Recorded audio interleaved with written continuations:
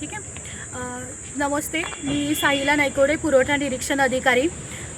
आज दिनांक 29 मार्च 2026 रोजी सकाळी 9 वाजता मला खबर लागली की वाखन रोड येथे एका शेडमध्ये सार्वजनिक वितरण व्यवस्थेअंतर्गत वितरण होणारा गहू व तांदळाचा साठा आहे.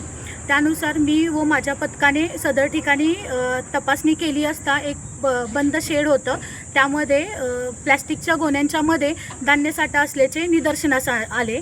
त्यानुसार संबंधित व्यक्ती ज्याला ते शेड भाड्याने दिलेलं होतं त्या व्यक्तीला तिथे बोलवून घेण्यात आलं व सदर शेडचे कुलूप उघडून त्या ठिकाणी गहू व तांदळाचा साठा असल्याचे निष्पन्न झाले. त्यानुसार सदरचा साठा आम्ही जप्त केलेला आहे व पुढील